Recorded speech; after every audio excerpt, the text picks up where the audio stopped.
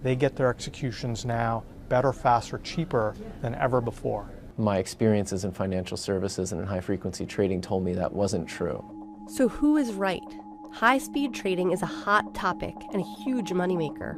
Roughly half of all trading is done by high-speed trading firms. So is it a good thing for the markets or a bad thing for society? How does it help? Who gets burned?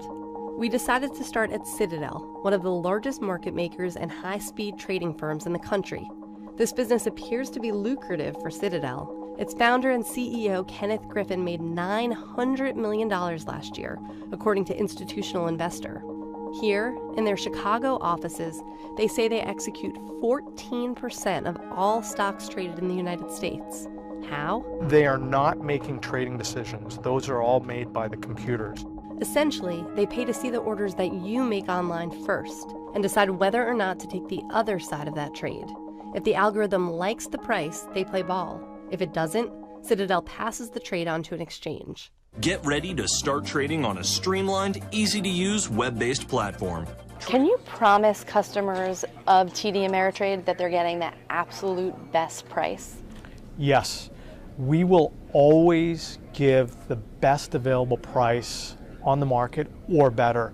80% of the time, we give our clients a better price than the national best bidder offer. By law, Citadel must match the best bidder offer in a public exchange, but about a third of equity trades take place outside of public exchanges. Citadel doesn't have to match those. So while the retail trader will get the best price in the market, there's nothing to show that that is an accurate price. David Lauer worked at Citadel, where he was laid off in 2009, and then worked at other trading firms before deciding the practices were flawed.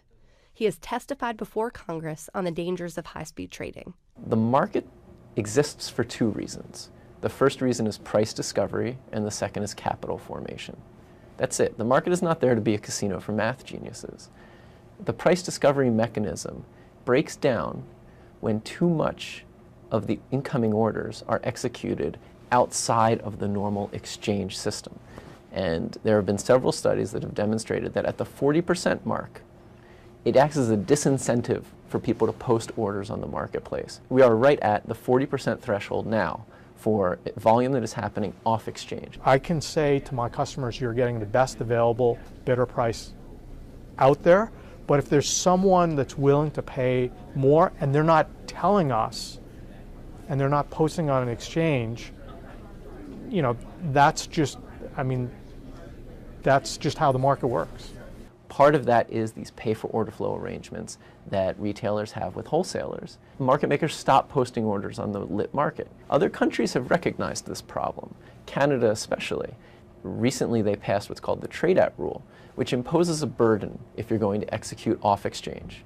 And that has driven dark volume down to around 2 to 3% of the Canadian markets. Now, some will argue that's a bit extreme, and it might be, but 40% is another extreme. And we are doing more harm than good when we're at that level.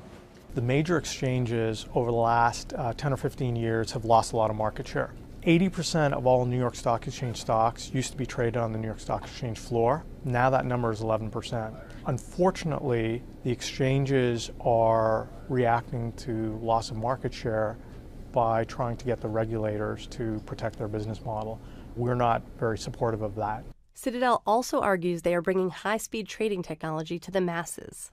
I think the automation of the markets has resulted in a much better outcome for average, everyday retail investors. We have state-of-the-art technology and infrastructure and one of the fastest trading systems around.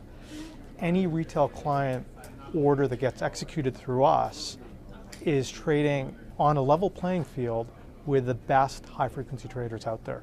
You can reap some of the benefits of high-speed trading systems, but it's a very questionable claim. As soon as you've looked at something and clicked, or typed in something and clicked, the benefits don't accrue to you because you've already taken hundreds of milliseconds to take an action, and that's just an eternity in the world of high-frequency trading. When I was sitting on a high-frequency trading desk, and the guy next to me had a PhD in bioinformatics, the guy on the other side had a PhD in climate science from Harvard. The guy behind me designed semiconductors for Intel, and another guy had a master's in math from MIT.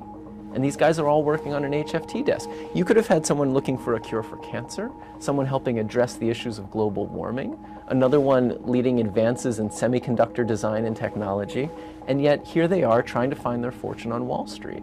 You used to have literally thousands and thousands of traders that do the job that our couple dozen people do every day. I don't believe that's true, because not every person on the New York Stock Exchange trading floor was a PhD in climate science from Harvard. Yet everyone at these HFT firms are the best of the best. Maureen Farrell, CNN Money, Chicago.